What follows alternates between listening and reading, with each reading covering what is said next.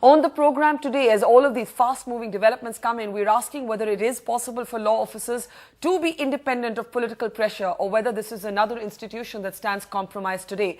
Joining us on the panel, Harish Salve. He's been former Solicitor General of India. Also joining us, Raju Ramachandran. You have served as Additional Solicitor General, wrote a very interesting piece in the Economic Times this morning on the kind of pressures that can come on this job. And Dushyant Jave also joins us, Senior Advocate in the Supreme Court. Harish Salve, let me start with you. You heard the arguments made by Gopal Subramaniam, that subtle comment there on the difference between his approach and what he believes to be Ghulam Banwati's approach. But the more important point that he's making is that in more than one instance, he was expected to toe the government line. The point is, and this is a question that arises for Solicitor Generals, for Attorney Generals, for CBI directors, for everybody today. What do you do when political pressure comes? Let's be very clear, Barkha, about what we mean by political pressure. I mean, an Attorney General or a Solicitor General is not a Don Quixote tilting at all windmills. Nor are you a super Prime Minister dictating to the government how they should be running the government. So let's be very clear about that. If there is a government policy, whether it is wise or unwise, is not for the Solicitor General to advise them. You have to defend government policy in court, and you can't get larger than life and tell the court that you think the policy is unwise and therefore it should be struck down. But yes, if there is something illegal, if there is something unconstitutional, and you are convinced that it is unconstitutional or illegal, you advise the government accordingly. So this kind of a general kind of a comment about political pressure is a little cloudy. Let's be clear. If, let's take the 2G case. Forget about Gutka. Let's take the 2G case. There was a government policy of first come, first serve. Yeah. The government was defending that policy. As Solicitor General, if you feel that that policy has to be defended, you defend that policy. Or if you feel that that policy is illegal or arbitrary, you advise the government that, in my opinion, this policy is illegal and arbitrary. And it is indefensible as a matter of law. But you don't tell the government how they should run the telecom ministry. So that's how, and your job as law officer is to be the lawyer of the government, to defend government policy in court as long as it's not illegal or unconstitutional in your personal perception. Political pressure is a pressure which is brought upon you to do the wrong thing. Yeah. Not the government telling you, go defend my policy, because you are the Solicitor General and you have to defend government policy.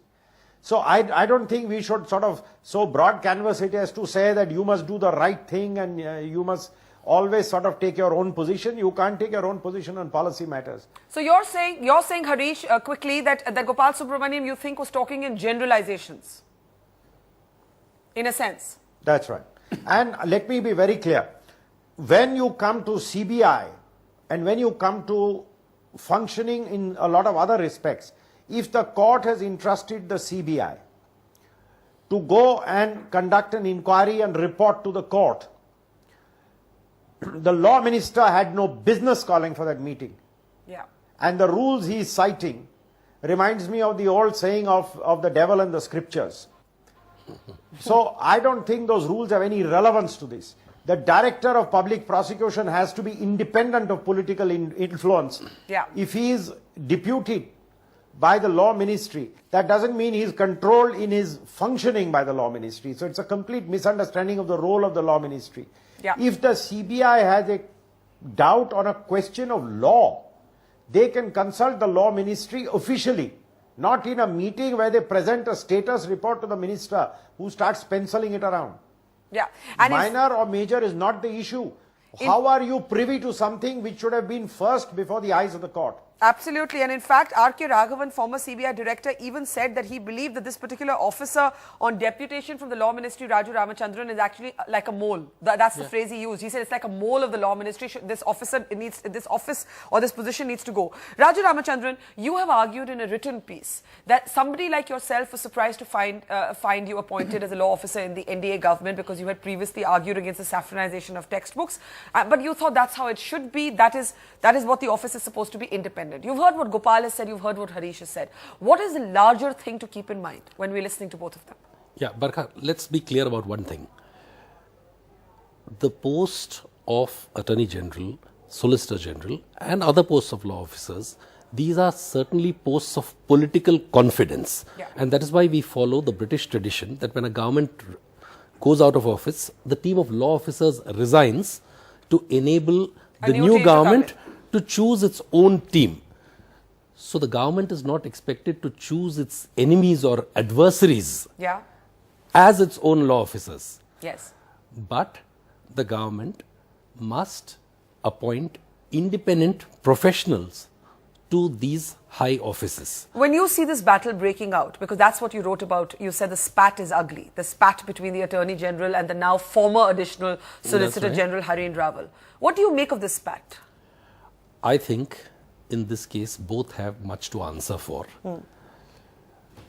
This problem, which is of the making of both of them, can only be solved. One resignation has taken place. I think the nature of the controversy is such that it would be proper and dignified that the other person also